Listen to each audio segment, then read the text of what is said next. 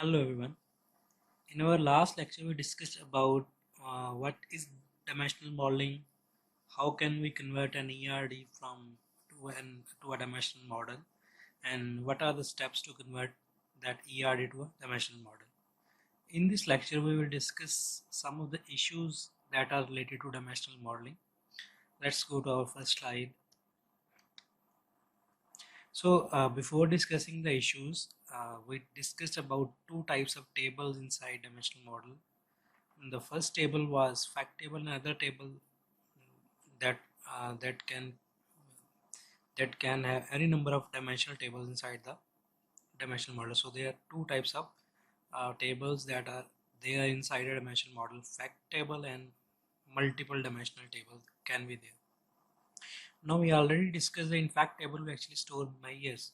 Meyers are facts according to dimensions. It means that each actually the combined description of dimensions actually described a fact. We already discussed that we can say that each row inside a fact table represents the sales of a product at a particular location at a particular time inside a single transaction. Now there can be multiple types of facts that can be available inside the fact table. The first type of fact that can be available inside fact table is additive. These are the facts that can be actually summed up across all the dimensions inside the fact table. Uh, Again, I already discussed that inside if our green inside the fact table is that actually we need to store each product ordered inside a single transactions. So the green or the row will represent a single product that was ordered inside a single transaction at a particular time at a particular store by a particular customer. So the number of items of that product sold is of additive dimension, additive fact, and the price of those number of items of that product is also an additive measure. Now we will look at the example in our next slide. Our next fact type is semi-additive. The facts that can be summed up across some of the dimensions. Let's say the current balance uh, in case of when we draw money from the bank. So actually making a transaction, inside the transaction our current balance changes um, by the amount that we withdraw from the account. Non-additive facts are those that cannot be aggregated along any of the dimension. Let's look at some of the examples in our next slide. So when we talk about additive facts, so here is our fact revenue. Now if we look at the green of this fact table, it is saying that this is a revenue generated by selling this product at this store at this particular date. So if we already said that this fact can be summed up across all the dimensions. So if we look at this, so the revenue fact, uh, when we look at this picture or this figure, it is showing that this store has given us this much revenue, this store has given this much revenue, and this store has given us this much revenue. So we have actually summed up the revenue fact across our store key. And if we look at this product key, so it is showing the uh, revenue across all the products. It is showing the revenue across all the dates. So this fact, which is an additive fact, it has actually summed up across all the dimension inside the fact table. Now let's take a look at the semi-additive fact and how can we recognize what is our semi-additive fact. Now this is a table actually storing the transactions against each account that are made on a particular day. So each row is telling us that this is the account ID. From this account ID at this date this transaction has been made, and after that transaction the current balance in this account is this value, and the profit margin, it has been calculated by some formula, so we will not discuss this here. But actual this column is of interest in this slide. So the current balance column is our interest here. Now this current balance is showing uh, that this current balance is obtained after the transaction has been made, and after the transaction has been made, the current balance for this customer, for this account ID is this, and for this account ID at date 27 August 9, current balance is of this value, and these two transaction has been made on 28th of August, and this after this transaction the current balance is 22,000, and after this balance for this account ID the balance is 28,000. Now if we look at this example, we can actually sum up the current balance by customer or the account ID, and after daily actually we can actually sum up the current balance of each customer on a daily basis. Let's say if we take the sum of these customer on daily basis, let's say the date is 28 August to today, so the current balance of, at the bank for each customer is the sum of this value and this value. Now so we can sum the current balance according to the customer on daily basis. But if a query comes that I need the current balance or the balance of uh, bank for last 1 week, if we sum up this value for these 2 days, mm, this will actually give us a value of 20, 42 and 48. It will give you a value of 90,000, but the actually the current balance of the bank at 20 August is 70,000, not 90,000. So current balance actually refers to the current balance that is actually recorded after on daily basis, but we cannot sum of the current balance based upon time dimension. So this is called our semi-additive. Similarly, if we say that I need to know the current balance of this ID, which is this of this value, so the current balance of this uh, account ID will be 20,000, not it will not be 22 plus 8, it will not be 30,000, but it will be 22,000, because the current balance actually shows uh, the recent account balance after the withdrawal of money. Now let's take a look at the non-additive columns. We already discussed non-additive facts are those facts that are actually in percentages or in ratios.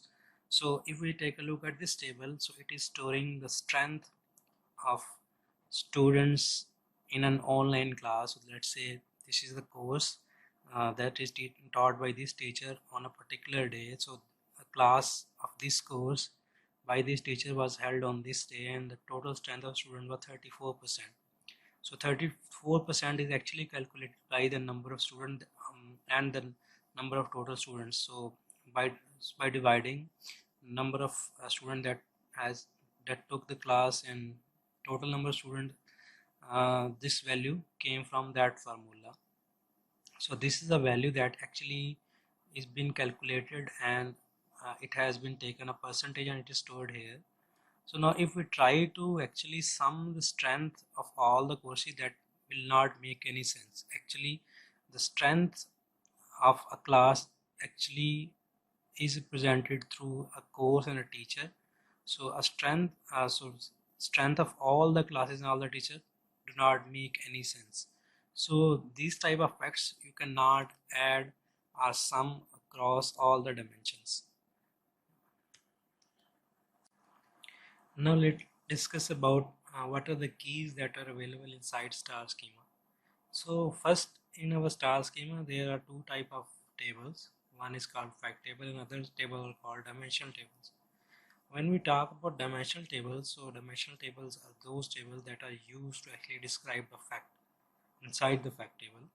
But inside a dimensional table there can be multiple attributes, but to represent each row inside a dimension table, let's say we talk about a product dimension. So to present a product dimension, we can have a product name, product code, we can have product category, we can have product supplier inside the product table. So when we say that the product code represents a single product inside the dimensions table, so product code is the primary key of that product inside the product's dimension. Now that product's key or product code is coming from different operational systems, so each dimension have a key taken from the operating system. So similarly, the product dimension has taken the key from the operational system or the transaction system. Let's say a product may be represented using this code pro 123. So our dimension of product will actually represent each product using different codes of this using this uh, pattern, where the first three letters will be pro, and then the and number will be given to a product.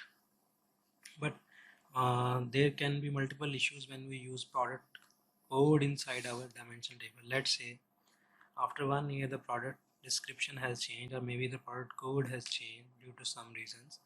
Now at this point there can be multiple rows available inside the fact table that are being referred using this product code. So if we actually try to override this product code inside dimension tables, so all the products that are being referred inside the fact table using the old product code will be actually now will be referred to the new product code. So in order to avoid this kind of situation, we actually go to our surrogate key. Now surrogate keys are actually nothing more the sequence numbers. So inside each database or database system there is a number called which is called sequence number. It is the schema object of in Oracle databases, so you can actually create sequence numbers and use them as a primary key inside the dimension table. So instead of using the operational system keys, we can actually use surrogate keys to actually present a single row inside the dimension. Let's say now the surrogate keys are actually the numbers only. So when a new row will insert inside a dimensional table, a new surrogate key will appear inside that row that will actually represent that row. So if that product that has changed after 1 year, we can actually add the same product with the different product code but with a new surrogate key, and now the rows that actually are being represented using the new key will be stored in the fact table with new surrogate key and the new product code, and all the remaining rows that are actually being referred using the old code will also remain in the fact table. So so the CU can actually take a look that after changing the description of the product or the product code, whether the sales of the product has uh, gone above or below. You can actually look at the old values by using the old product code, and you can look at the newer rows by looking at the newer product code. So surrogate keys are actually the problem solver for using operational system keys or the traditional keys. So inside our so the main point here is that inside our dimension tables we should not use any operational system keys, but actually we should use surrogate keys, which are actually nothing more than the sequence numbers actually, that are the numbers that increase and in every row. And when we talk about the foreign keys, and so we look at the fact table. Now if we take a look at this star schema, so this is our fact table with the name of order Meyers. It has 4 uh, fact values, but actually these 4 dimensions are actually related to this order table. So it is simply saying that actually the grain of this order Meyer table is to actually store the product sales on a particular date at a particular for a particular sale customer and sold by a particular salesman. So each row presents a product sold to a customer, sold by a customer, and sold at a particular date. So the quantity and then the quantity sold and the order cost actually stored across these dimensions. Now all these dimensions who are actually being used inside the fact table, the new column, actually the 4 new columns with the keys of all these dimensions are actually being introduced inside the fact table to actually actually refer when we need to query the fact table, we actually need to use this foreign key primary key relationship between this between this dimension and the fact table. So after discussing what are the keys that are available inside star schema, let's take a look what a dimension table inside the star schema contains. So a dimension table includes the table key that we already discussed should be a surrogate key. Now the table is wider because now when we talk about a product dimension, a company that deals in 5 products, each product will have product name, product category, product department, product supplier. So these it means if we look at um, the table, we have 5 product listed, but the number of attributes in that column are actually wide. So the number of rows will be lesser, but the number of attributes are growing. So table is wider in a sense that the number of attributes are more than the number of rows inside a dimension table. Mostly the attributes inside a dimensional table are textual. It means that they do not contain any measure, or if they contain any measure, they are non-additive measures. They actually represents the, let's say, for a product, the product price is 20 rupees per unit. So the 20 rupees per unit actually represent a single product inside the product table. The 20 does not represent any measure. It actually describes us that the 20 rupees is a unit cost for this product, but there are textual attributes that are available inside the dimensional table. And inside dimensional table there can be multiple attributes that are not related. Let's say we can say that a supplier and a product department do not actually relate to each other inside the product dimension, but actually they are being used to represent the product, because a product is actually belongs to a department and a product actually has a supplier. So we can say that these two attributes are not related, but actually they can be used to represent our actually some of the information of these attributes can be used to analyze the data. Multiple hierarchies we already discussed when we talked about geography or demographic table, in which we actually stored provinces, district, divisions, cities, zones, stores inside a fact table.